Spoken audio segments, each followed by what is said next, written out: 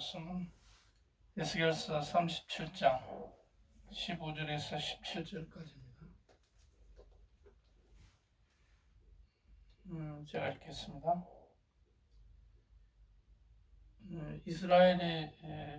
이스라엘 민족의 통일에 관한 이야기입니다. 여호와의 말씀이 또 내게 임하여 가라사대, 인자야, 너는 막대기 하나를 취하여 그 위에 유다와 그 짝 이스라엘 자손이라 쓰고, 또 다른 막대기 하나를 취하여 그 위에 에브라임의 막대기 곧 요셉과 그 짝 이스라엘 온 족속이라고 쓰고, 17절, 그 막대기들을 서로 연합하여 하나가 되게 하라. 내 손에서 둘이 하나가 되리라. 아멘. 이런 굉장히 귀중한 말씀을 BC 6세기경 에스겔에게 지금 포로로 잡혀가 있는 그발강가에 있는 이 에스겔에게 하나님이 이 말씀을 주셨습니다. 이스라엘은 그 다윗 왕을 끝으로 해서 그 자식들이 그 정치를 잘못한 바람에 솔로몬까지는 잘했습니다. 근데 솔로몬의 자식들이 정치를 제대로 못하니까 바로 르호보암이 남유다를 통치하게 되고, 또 여로보암이라는 솔로몬의 신하가 북이스라엘 10지파를 다스리게 됐습니다. 그래서 남북으로 갈려져 버린 겁니다. 이것은 솔로몬의 통치로 해서 많은 잘못이 있었기 때문에 그렇게 남북이 갈라진 것이다, 이렇게 봤습니다. 그 이후로 한 300~400년 남북이 지속이 되다가 결국은 바벨론에게 완전히 망해서 이스라엘이 그 나라가 없어지게 됐습니다. 그런데 70년 후에는 다시 이스라엘 영토로 이스라엘 백성들이 돌아가게 됐습니다. 그 페르시아를 건국했던 그 페르시아 초대 왕,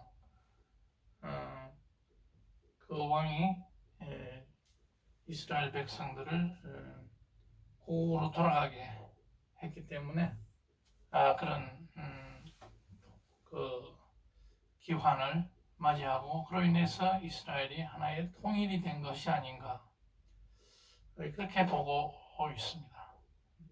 나라가 완전히 자립이 되지는 않았지만은 우리나라는 어떻게 됐습니까? 조선 말기에 고종 통치하에서 일본과 또 청나라, 러시아, 이런 어떤 국제 강대국의 어떤 틈바구니 속에서 우리가 처신을 잘못함으로 인해서 결국은 나라를 잃게 됐는데, 36년 만에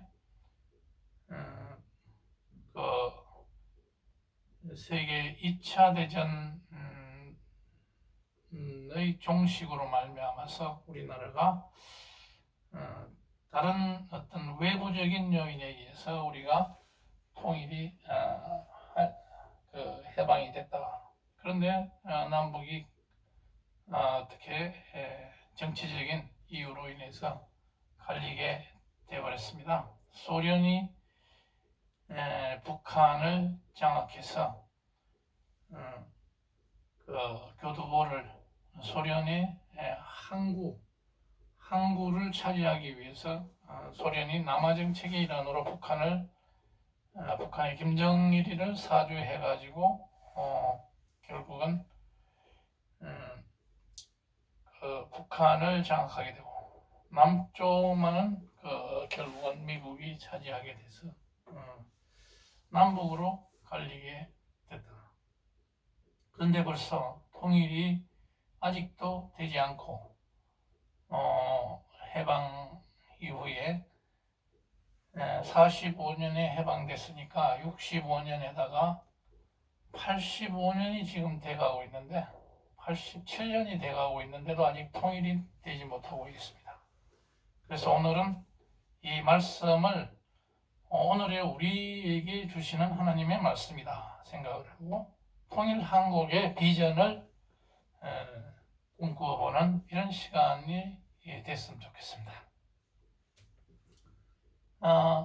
에스겔에게 하나님은 막대기 2개를 가져와 가지고 거기에 하나는 북이스라엘, 하나는 남유다 이렇게 해가지고 2개를 붙여봐라. 그러면 통일된 이스라엘이 되지 않느냐 이렇게 이제 보여주는 겁니다. 그런 시청각 그런 교제를 통해서 하나님은 미래에 있을 이스라엘의 그런 통일의 모습을 보여줬습니다. 그런데 아니나 다를까 70년 후에 이스라엘이 감쪽같이 통일이 됐던 것입니다.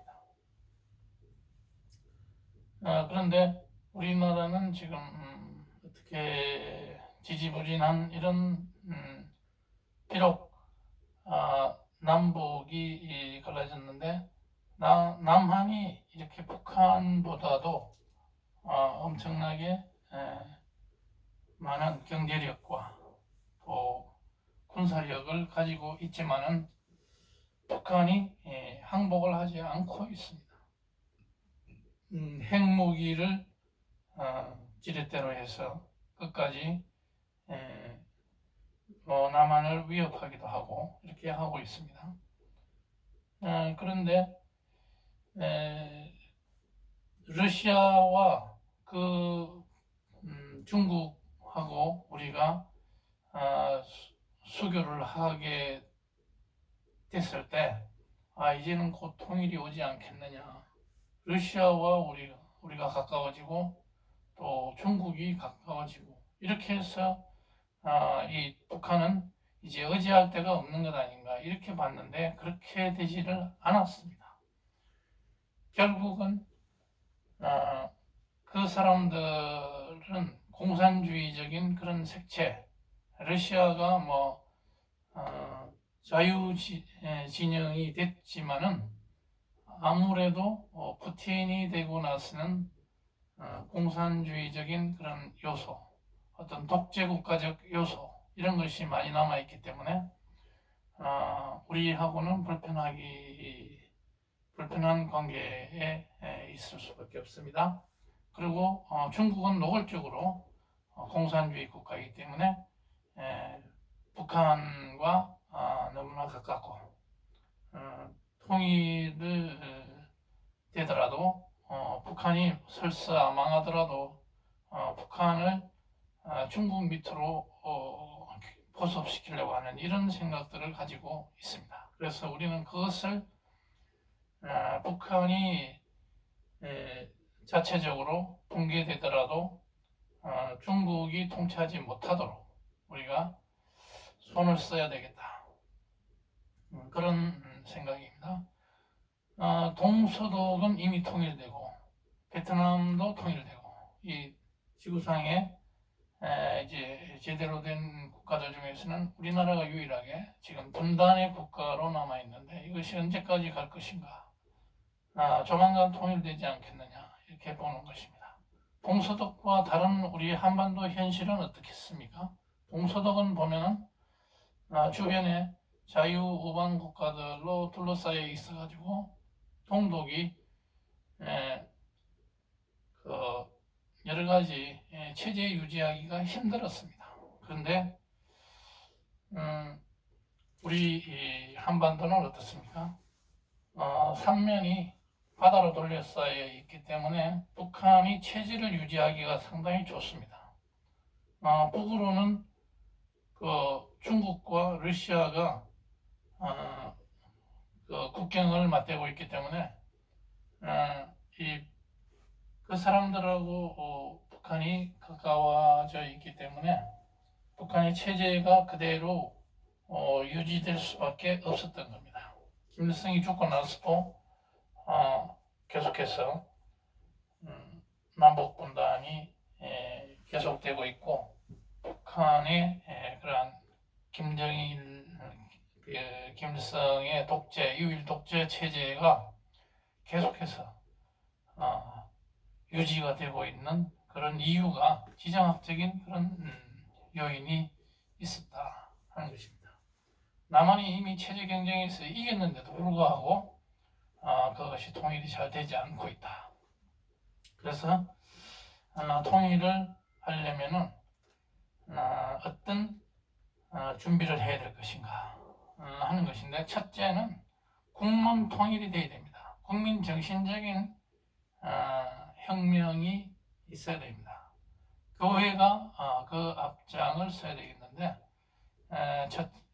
그렇게 국론 통일의 일환이 뭐냐면, 지금 현재 정치, 경제, 군사, 그 다음에 문화, 또 방송, 언론, 매체, 도처에 또 사법, 이런 도처의 주사파들이 또아리를 틀고 거기서 모든 그 일들을 추진하고, 교육에서도 정교조가 뿌리를 내리고 있고, 또 뭡니까? 노동에서는 또 민노총이 또 자리를 잡고 있고, 이렇게 해서 주사파들이 도처에서 우리 한국의 어떤 발전과 또 통일과 자유민주적 통일, 이런 것들을 가로막고 있습니다. 그런데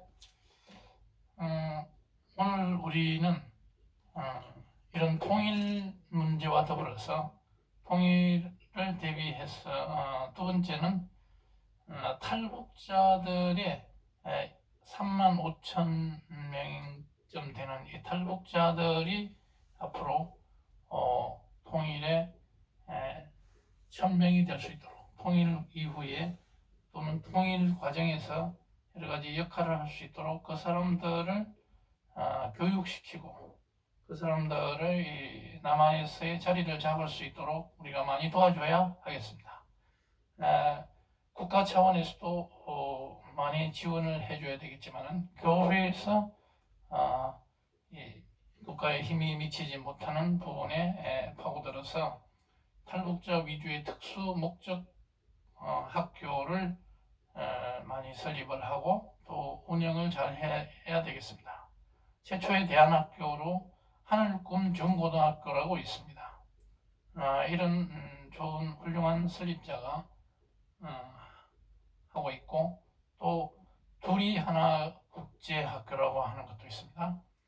북한 탈북자 중심으로 꾸려나가고 있는 이런 대안학교들이 있습니다. 이런 학교에 많이 우리가 헌금을 하고 지원을 해서 북한 탈북자들이 남한에서 굉장히 두각을 나타낼 수 있도록 해줘야 되겠습니다. 또 두레 수도원에서도 김진홍 목사가 특별히 이런 탈북자들의 생활 안전, 또 삶을 많이 보살피고 있기 때문에 그러한 두레 수도원에 이런 탈북자 보호 수용소나 이런 데 많이 우리가 지원을 아끼지 않아야 되겠습니다. 그 다음에 그래서 이 사람들이 자립하고 또 나아가서 통일이 됐을 때 그 사람들이 큰 역할을 할 수 있도록 만들어줘야 된다 하는 것이고, 세 번째는 그 세 번째 통일로서는 외교 정책을 우리가 잘 써야 된다. 외교라면은 미일 중러와 같은 이러한 우리 한반도를 둘러싼 열강들과의 틈바구니 속에서 우리가 정치적으로 외교적으로 아주 전문가들의 그런 입장을 전문가들의 가르침을 받아서 우리가 대통령이 이런 외교를 제대로 잘 해야 된다. 미국과 일본 자유우방 국가들을 중심으로 해서 우리가 우리의 생존을 담보할 수 있도록 해야 되겠고, 중국, 러시아도 우리가 완전히 배척할 수는 없고 그 사람들하고 잘 지낼 필요가 있습니다. 그 중에서도 일본과 중국은 우리 한국이 통일되는 것을 반대하고 있습니다. 우리는 미국하고 러시아는 지금 우리에게 통일을 우호적으로 바라보고 있다. 그 중에서도 미국을 우리가 아주 잘 활용을 해서 통일에 그 밑받침이 될 수 있도록 가장 큰 도움을 받을 수 있는 곳이 미국이기 때문에 서독도 그랬습니다. 서독의 콜 총리가 미국의 대통령을 수시로 방문해서 그 통일의 그 반대 세력들을 미국이 설득할 수 있도록 해서 결국은 통일을 이뤄냈다. 우리나라도 이런 외교 정책이 아주 중요하다. 우리가 독자적으로 할 수 있는 것은 아무것도 없습니다. 해방된 것도 열강들의 손에 의해서, 통일되는 것도 열강들의 입김이 작용할 수밖에 없습니다. 그래서 우리가 이러한 외교 정책 잘 취할 필요가 있다. 네 번째는 개신교가 앞장서서, 교회가 앞장서서 북한 선교를 열심히 하면서 교회 통일이 될 수 있는 그런 길을 평소에 모색해야 되겠습니다. 북한 선교의 일환으로 북한의 많은 동포들이 신앙생활을 할 수 있도록 음으로 양으로 지원해가지고 그쪽에 달라질 수 있도록 남한의 문화가 그쪽으로 전파될 수 있도록 이렇게 해서 선교를 추구하는 동시에 우리가 통일을 추구하는 방식 또는 교회를 추구하는 방식이 달라도 정의라는 이름 하에 주사파 척결이라는 이름 하에 뭉쳐야 됩니다. 오늘도 지금 광화문에서 정광훈 목사의 지도 아래 많은 사람들이 비 오는 가운데서도 열심히 주사파를 물리치기 위해서 하고 있습니다. 그래서 이런 대열에 동참하지 않는 사람들도 있습니다.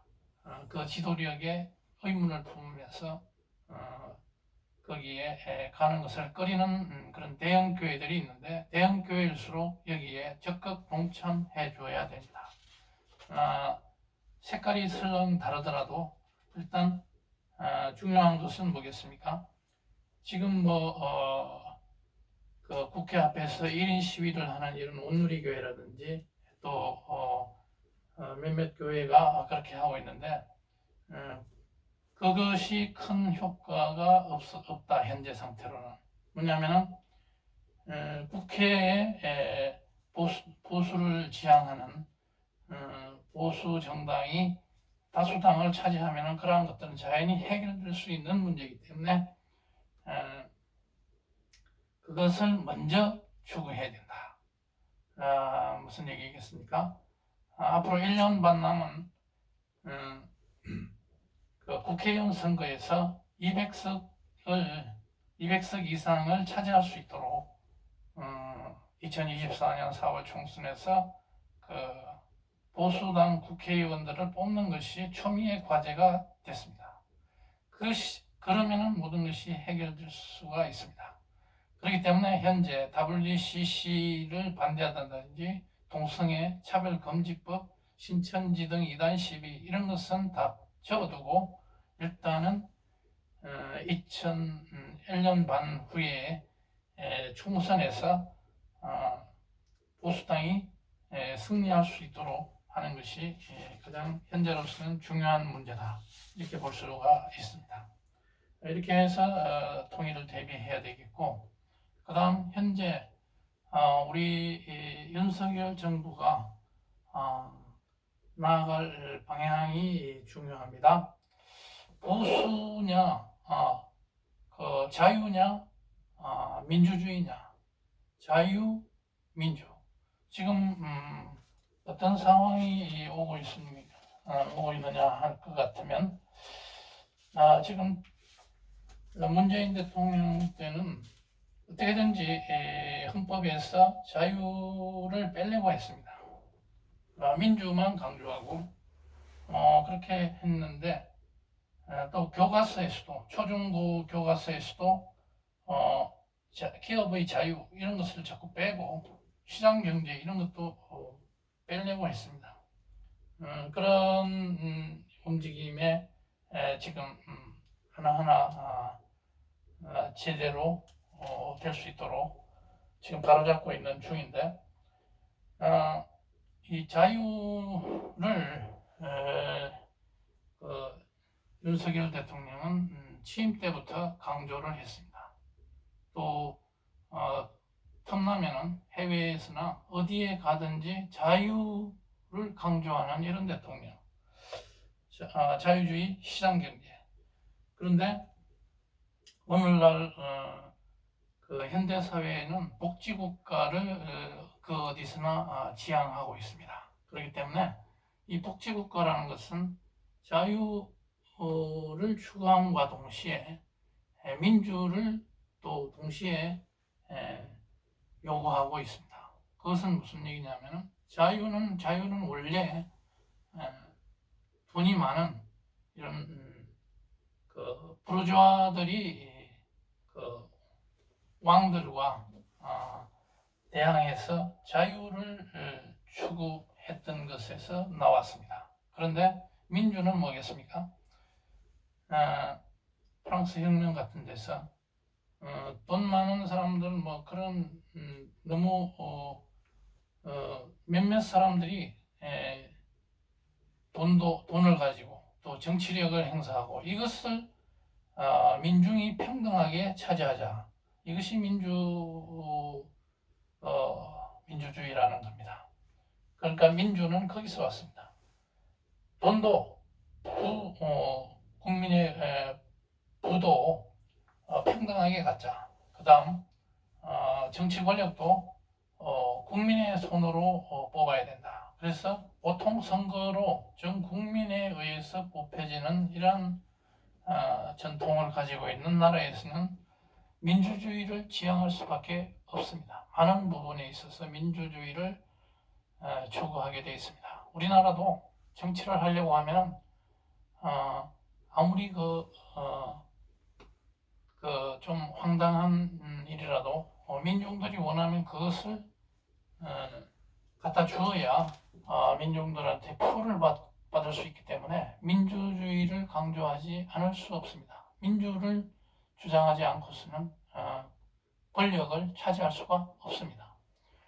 그래서 윤석열 대통령은 자유를 너무 많이 주장하다 보면은 민주를 주장하는 이런 민중들과 국민들과 또 서민들, 소외받는 이런 서민들과 멀어질 수밖에 없기 때문에 너무 자유를 많이 강조하면 안 되겠다. 자유민주주의 시장경제를 추구한다고 할지라도 그 서민 대중들을 끌어안을 수 있도록 이런 복지정책 이런 것에 많이 관심을 두고 민주도 강조를 해주어야 권력이 유지될 수 있다 하는 것을 말씀드리고,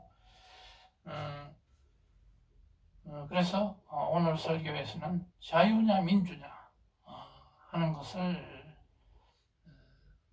그 제목으로 단다면, 자유는 이런 부르주아지들, 잘 사는 사람들이 누리고 싶은 이런 자유, 또 기업하는 사람들이 누리고 싶은 이런 시장 경제 자유, 이런 것이 있지만 민주 또한 정치인들은 국민의 표가 중요하기 때문에 절대 다수를 차지하고 있는 서민 대중들의 그런 바램을 반드시 귀 기울여야 할 것이다.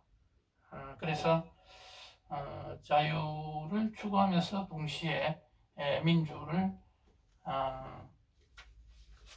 떠받드는 이런 그런 대통령이 됐을 때 이런 산적한 여러 가지 문제들을 해결할 수 있는 이런 대통령이 될 수 있을 것이다.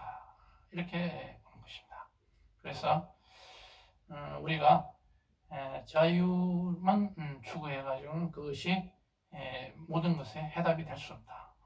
민주 또한 그 정치권에서는 특히 여당인 국민의힘에서는 이런 것들을 잘 보살펴서 국민들이, 서민 대중들이 이탈하지 않도록 해야 된다 하는 것을 말씀드리고 싶습니다. 그래서 오늘 통일 한국과 한국의 비전과 또 그것을 이루기 위해서 자유냐 민주냐 이런 것들을 한번 생각해보는 시간이 됐습니다. 이 개신교가 어디까지나 앞장서서 이건 북한 선교라든지 또 이런 통일을 대비해서